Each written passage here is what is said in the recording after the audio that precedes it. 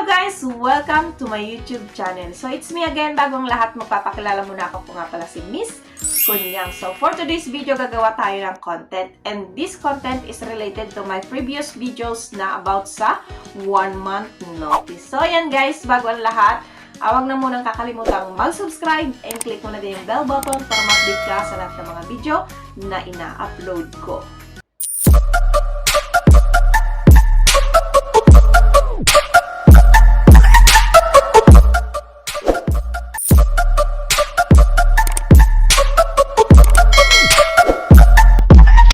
Welcome to my YouTube channel again. So, ayan, kung itong video na to na gagawin ko is related doon sa 1 month notice na ginawa ko previously. So, ayan, kagaya ng nabanggit ko kanina, isasagutin ko yung mga tanong ng mga viewers ko. So, ito naman is related nga sa 1 month notice. So, ayan, ito nga pala yung tanong ng ating viewers, ating subscribers na kakunyang. So, ito yung tanong niya. So, ayan, sasagutin natin yan base sa aking experience. So, hindi ko naman yan sasagutin base sa pagiging expert. Kasi hindi naman ako expert pagdating sa 1 month notice. So, base lang yan sa aking experience. So, kung ano man yung mga na-share ko sa inyo, base yon sa aking experience. So, ayan guys, ang tanong nga pala niya is, paano kung kay amo ka lang nagbigay ng sulat? So, unang-una gusto ko lang paalalahanan na kailangan pag gumawa kayo ng sulat is 3 kopya.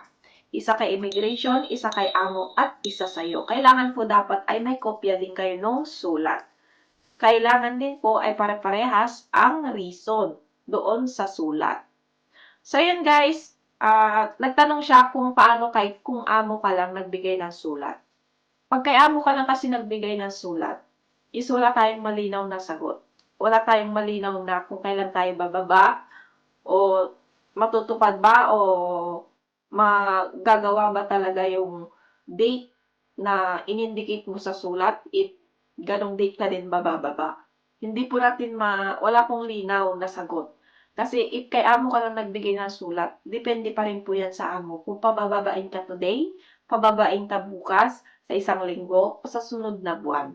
Na kay amo po yun, nakabase po kay amo. Pero, kung kay immigration ka nagbigay ng sulat, automatic po na kung ano man yung in-indicate mo na date sa sulat, is pababain ka talaga ng amo mo.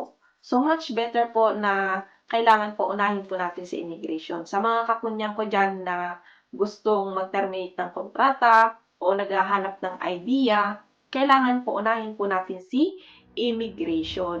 Alam niyo po kung bakit, ano yung pinakamalaking benefits ni immigration?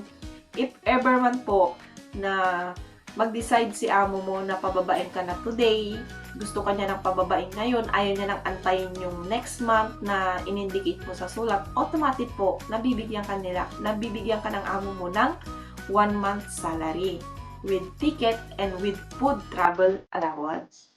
Yan po yung benefit pag kay immigration po. Tsaka wag po kayong matakot na magbigay ng sulat kay immigration. Napakasimple lang po magbigay. If napanood nyo po yung 1 month notice ko, na kaya nakadetalye naman po doon kung paano po ipapadala. Hindi naman po kailangan na personal pupunta kayo kay immigration. Hindi naman po kailangan.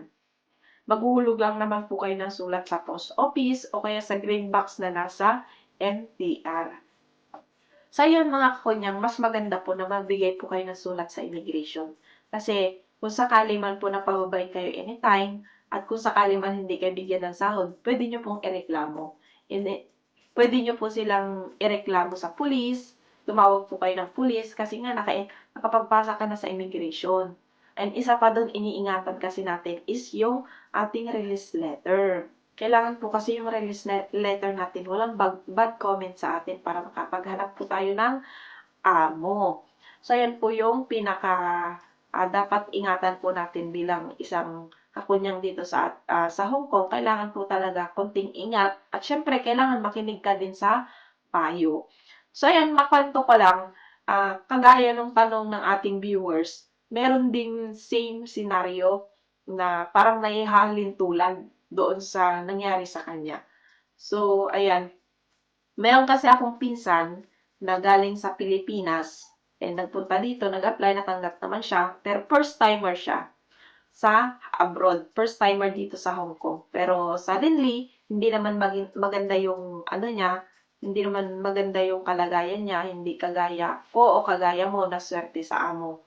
So, base sa mga kwento niya, kung talaga namang aktual na ginagawa na niya, is hindi talaga makatarungan, hindi talaga kakayanin ng isang tao lang yung trabaho niya.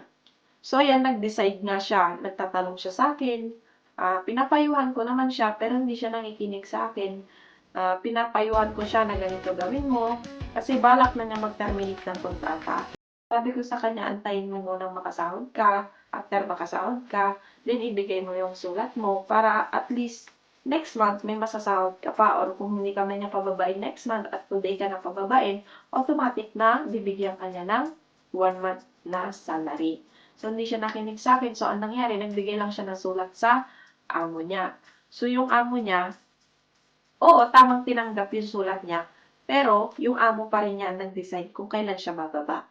And ang pinaka-worst doon is hindi siya binigyan ng buong sahod. So, yun po sana yung maging aral sa atin ng mga kakunyang. So, kailangan po dapat ay, minsan kailangan po nating makinig din sa mga payo sa atin. Hindi po pwedeng tayo-tayo lang. Kasi hindi naman po natin alam talaga kung ano yung mas makakabuti minsan. Kailangan kasi natin makinig din. So, sabi nga, di ba, mas lamang ang may alam. So, kailangan po talaga mag-seek ka ng advice sa mga na-experience na, sa may mga alam. So, dapat po talaga unahin natin si immigration bago po yung amo natin. So, yan guys. Sana may natutunan kayo dito sa content na to. And sana nasagot ko yung tanong ng ating viewers dito sa aking content for today's video. So yun guys, maraming salamat po sa panonood ng aking content for today's video. So ayan, maraming salamat sa aking 1,480 subscribers. So ayan, maraming salamat po sa inyo mga kakunyang at sa ating mga kakunyang dito sa Hong Kong. Shout out po sa inyo and maraming salamat po and God bless po and sana patuloy niyo po akong suportahan dito sa aking YouTube channel.